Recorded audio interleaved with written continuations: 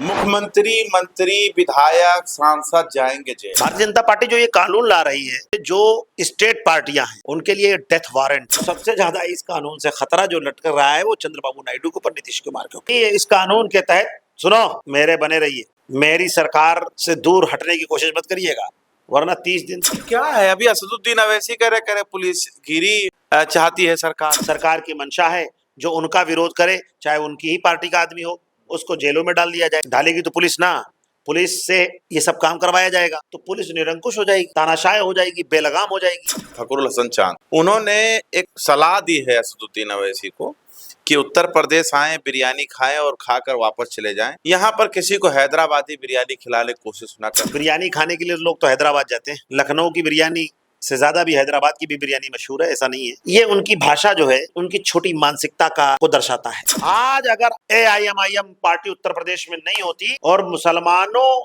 का जुड़ाव अब असदुद्दीन ओवैसी की तरफ अगर ना होता, तो आज मुसलमानों को इज्जत जो मिल रही समाजवादी पार्टी में थोड़ा सा, तो असद साहब के डर के वजह से मिल रही है। शुक्रिया अदा करें असद साहब का, वरना वहां समाजवादी पार्टी में तो चिमटी से भी कोई अब चुनना नहीं चाहता मुसलमान।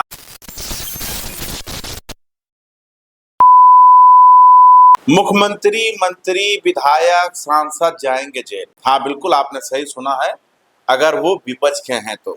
सलाम नमस्कार, मैं हूं आपके साथ मोहम्मद जैद। दरअसल एक कानून लेकर आ रही है बीजेपी सरकार यानी मोदी सरकार, जिसमें अगर आप 1 महीने यानी 30 दिन से ज्यादा जेल में रहेंगे तो आपका जो भविष्य है वह अंधकार में चला जाएगा। ऐसा कानून लेकर आ रही है, जिसकी फजीहत जो है वो सारे नेता कर रहे हैं। हमारे साथ इस पर ज्यादा बात करने के लिए जो मौजूद हैं वो शेख ताहिर सिद्दीकी जी हैं, जो ऑल इंडिया मजलिस इत्तेहादुल मुस्लिमीन के यूपी सेंट्रल अध्यक्ष हैं। ताहिर सिद्दीकी जी, बहुत बहुत स्वागत है। कैसे देख रहे हैं जिस तरीके से एक कानून?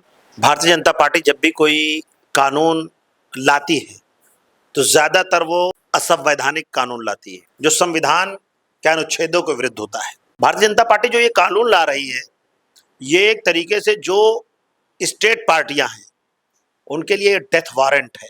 डेथ वारंट का मतलब मृत्यु का वारंट, एक तरीके का पॉलिटिकल। प्राइमा फेसी आपके ऊपर कोई आरोप लगता है और उस आरोप के तहत अगर आप 30 दिन हिरासत में रहते हैं या आप 30 दिन जेल में रहते हैं, और मोदी सरकार ने एक कानून बना ही दिया है कि पुलिस आपको 90 दिन तक, मतलब 3 महीने तक हिरासत में रख सकती है। जुडिशियल कस्टडी में भेजे ना भेजे, वो इंक्वायरी के पर्पज से 3 महीना मतलब 90 दिन अपने साथ रख सकती है। तो इस तरीके से आपको मैं बहुत एक गहरी बात बताना चाहता हूं। वो बात यह है कि पहले वो कानून बना दिया 90 दिन वाला, अब ये कानून बना रहे हैं कि 30 दिन हिरासत में रहो या जेल में रहो तो आपको अपनी कुर्सी छोड़नी पड़ेगी, पद छोड़ना पड़ेगा, मुख्यमंत्री पद छोड़ना पड़ेगा। तो जो ये स्टेट बॉडीज हैं, स्टेट बॉडीज की जो पार्टियां हैं, जो अलग अलग स्टेटों पर अपनी सत्ता बनाए हुए हैं, अगर वो मोदी सरकार के फेवर में काम नहीं करेंगी या मोदी को समर्थन नहीं करेंगी, कोई भी आरोप लगा दीजिए आप। जैसे अरविंद केजरीवाल पर, हेमंत सोरेन पर लगाया गया, कोई भी आरोप लगा दीजिए और आप उनका सब कुछ छीन सकते हैं। आप ये बताइए कि असंवैधानिक है कि नहीं है? कौन से कानून में लिखा है कि आरोप अगर किसी के ऊपर लगा, आरोप अगर लगता है तो बीजेपी वाले भी तो जेल जाएंगे, कि खाली आपको विपक्ष का ही चिंता नजर आ रहा है? बीजेपी जबरदस्त, आपको पता होना चाहिए, बीजेपी बहुत जबरदस्त एक वॉशिंग मशीन है, उसमें जितने पाप हैं धुल जाते हैं उस वॉशिंग मशीन में। तो भारतीय जनता पार्टी कानून ला रही है, सत्ता में है, उनके लोग थोड़ी ना उनके ऊपर कोई आरोप लगाएगा और ना ही वो अपने लोगों पर मुकदमा लिखेगा। हाँ, उस पार्टी का भी अगर कोई विरोधी होगा नेता, जो नरेंद्र मोदी को, अमित शाह को नहीं मानेगा, या नरेंद्र मोदी या अमित शाह जी की किसी भी आइडियोलॉजी या किसी मुद्दे पर उसके विचार उनसे नहीं मिलते होंगे, तो उसके लिए भी ये कानून डेथ वारंट की तरीके से। मतलब आपका इशारा योगी आदित्यनाथ की तरफ है क्या, उत्तर प्रदेश के मुख्यमंत्री की तरफ? किसी की भी तरफ जा सकता है। ये अपने विरोधियों को तबाहो बर्बाद करने के लिए, डिक्टेटरशिप देश के अंदर लाने के लिए, तानाशाही सरकार चलाने के लिए, जब कोई तानाशाह हो जाता है। जो भाजपा के गुणगार हैं उनके लिए भी खतरा है। बिल्कुल 100%। हर उस व्यक्ति पर यह कानून इस्तेमाल किया जाएगा जो व्यक्ति नरेंद्र मोदी जी और अमित शाह के विरुद्ध होगा, या उनके कहना नहीं मानेगा, या उनकी किसी कानून को गलत कहता होगा, या किसी चीज का वो सत्ता में रह करके विरोध करता होगा। डिक्टेटरशिप पूरी तरीके से लागू की वो तानाशाही घर में भी होगी, बाहर भी होगी। और सबसे ज्यादा इस कानून से खतरा जो लटक रहा है वो चंद्रबाबू नायडू के ऊपर, नीतीश कुमार के ऊपर। यह कानून लाया ही उनके लिए जा रहा है कि इस कानून के तहत सुनो, मेरे बने रहिए, मेरी सरकार से दूर हटने की कोशिश मत करिएगा, वरना 30 दिन, तुरंत 30 दिन, 3 गिनती इतने बताना भी नहीं पड़ेगा, यूं करेंगे बेचारे वो सरेंडर। चंद्रबाबू नायडू और नीतीश कुमार। नीतीश कुमार, ये क्या है? अभी असदुद्दीन अवैसी कह रहे पुलिस गिरी चाहती है सरकार, पुलिसों को पूरी तरीके से जो है पुलिस को पूरी तरीके से छूट देना चाह रही है तो सरकार। हाँ बिल्कुल, सरकार जिस मंशा की होती है पुलिस उस मंशा से काम करती है। तो सरकार की मंशा है कि विपक्ष को खत्म कर दिया जाए, सरकार की मंशा है जो उनका विरोध करे, चाहे उनकी ही पार्टी का आदमी हो, उसको जेलों में डाल दिया जाए। तो वो डालेगा कौन? डालेगी तो पुलिस ना, पुलिस से ये सब काम करवाया जाएगा तो पुलिस निरंकुश हो जाएगी, तानाशाह हो जाएगी, बेलगाम हो जाएगी, किसी भी तरीके से वो पॉलिटिकल लोगों की हत्या करेगी। ठीक है, एक आखिरी सवाल और है आपसे। समाजवादी पार्टी के प्रवक्ता हैं, प्रदेश प्रवक्ता फखरुल हसन चांद, उन्होंने एक सलाह दी है असदुद्दीन अवैसी को कि उत्तर प्रदेश आएं, बिरयानी खाएं और खाकर वापस चले जाएं, यहाँ पर किसी को हैदराबादी बिरयानी खिलाने की कोशिश ना करें, और जहाँ है वहीं तक ठीक है। इसको आप कैसे देख रहे हैं? ये उनका अपना पर्सनल व्यू होगा। असद साहब के लिए, जो संसद रत्न से सम्मानित किया गया व्यक्ति हो और जो इतना बड़ा स्कॉलर हो, उसके बारे में ये कहना कि आइए बिरयानी खाइए चले जाइए, तो बिरयानी खाने के लिए लोग तो हैदराबाद जाते हैं। लखनऊ की बिरयानी से ज़्यादा भी हैदराबाद की भी बिरयानी मशहूर है, ऐसा नहीं है। और ये उनकी भाषा जो है, और असद साहब के बारे में ये कहना, ये उनकी छोटी मानसिकता को दर्शाता है। भाई इलेक्शन कमीशन में रजिस्टर्ड पार्टी है भाई, या गुल्ली डंडा खेलने के लिए पार्टी की रजिस्ट्रेशन थोड़ी ना हुआ है। गुल्ली डंडा? और क्या, चुनाव में झंडा और डंडा का मामला है, गुल्ली डंडे का मामला नहीं है।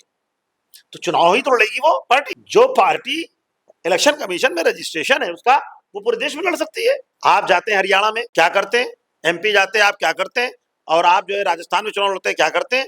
क्यों करते हैं? दिल्ली में जाके चुनाव लड़ते हैं समाजवादी पार्टी, मुंबई में जाके चुनाव लड़ती, कहां से मजबूत है वहां? अरे हमें बताइए कहां से मजबूत है? लेकिन फखरुल हसन चांद ने ऐसा क्या कह दिया कि आप लोग तिल मिला गए? हमें तिलमिलाए नहीं, आपने सवाल किया तो मैंने जवाब दिया। इसमें तिलमिलाने की कौन सी बात है? ये उनकी मानसिकता है, हो सकता है वो छोटी मानसिकता का सबूत दे रहे हो।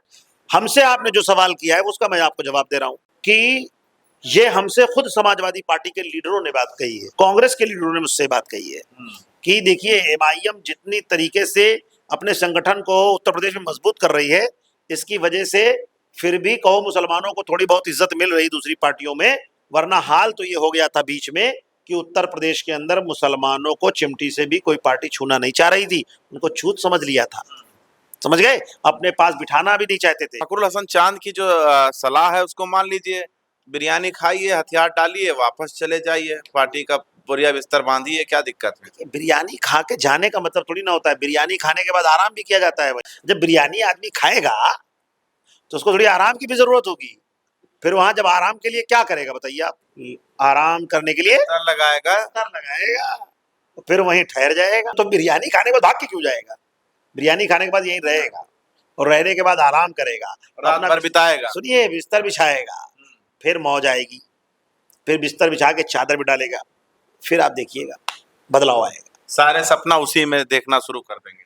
सपने देखना, मतलब बिरयानी खाने के बाद जब सोएंगे तो सपना भी देखना शुरू कर देंगे कि अब उठना है और सुबह इसी जगह पर हमको अपना किला खड़ा तैयार करना है। बिरयानी बहुत महत्वपूर्ण चीज है और बिरयानी ही में तेजपत्ता होता है। शुरुआत बिरयानी से हुआ, इसीलिए हमने कहा बिरयानी पर ही चर्चा हो जाए। बिरयानी में तेजपत्ता भी होता है। हाँ। हम तो बिरयानी हम लोग खाते हैं, और असद साहब की पार्टी के फॉलोअर्स मानने वाले लोग भी बिरयानी खाते हैं, तेज पत्ते को निकाल के फेंक देते हैं, क्योंकि तेज पत्ते का काम कुछ और लोग कर रहे हैं। तो मैं कहता हूं कि आप खाली जायका दीजिए, हटिए। ऐसे अगर आप लोग लड़ाई फसाद करते रहेंगे तो कैसे गठबंधन होगा समाजवादी से एआईएमआईएम का उत्तर प्रदेश 2027? कौन सा ऐलान जंग हो गया? कलिंग का युद्ध हो रहा है क्या? एक घर के अंदर 4 भाई होते हैं, उसमें विचार नहीं मिलते? ये वैचारिक युद्ध है, और दोनों को समझना पड़ेगा जब अगर कोई ऐसी बात आएगी। आप जब असदुद्दीन ओवैसी के साथ समझौता नहीं करना चाहते, आपको दावत दी जाती है, आप नहीं करते, क्यों नहीं करते?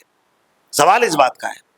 कांग्रेस शिवसेना के साथ कर लेती है, एनसीपी आपसे क्यों करें? आप शिवसेना के साथ कर लेती है। कहते हैं ऑल इंडिया मजलिस इत्तेहादुल मुस्लिमीन, उसके राष्ट्रीय अध्यक्ष बैरिस्टर असदुद्दीन ओवैसी साहब हैं, और आल नयम मजलिस इत्तेहादुल मुस्लिमीन उसका नाम है, वो मुसलमानों को रिप्रेजेंट करती है पार्टी। तो हमें बताइए शिवसेना किसको रिप्रेजेंट करती है, अकाली दल किसको रिप्रेजेंट करता है, और ये द्रविड़ पार्टी अन्ना द्रमुक की वो किसको रिप्रेजेंट करती है भारत के अंदर। और ओम प्रकाश राजभर की पार्टी का क्या नाम है बताइए? सुहेलदेव समाज। सुहेलदेव समाज पार्टी। सुहेलदेव साहब कौन थे? तो व्यक्ति विशेष का नाम लेकर के पार्टी बनी हुई है, तो आप उसके कुछ लोग फॉलोअर्स हैं।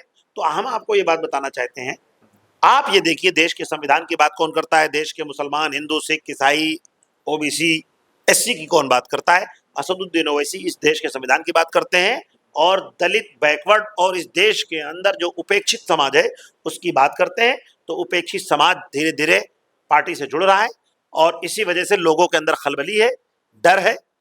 इस वजह से उलूल जुलूल पर्सनल अटैक करते हैं। मैं किसी के ऊपर पर्सनल अटैक नहीं करता। ठीक है, शुक्रिया। तो हमारे साथ बात करने के लिए शेख ताहिर सिद्दीकी जी मौजूद थे, जिससे हम बात कर रहे थे। आप कैसे सोचते हैं और क्या आपके दिल में चल रहा है, जरूर बता दीजिएगा। देखते रहें 24 तक न्यूज़ जनता के साथ।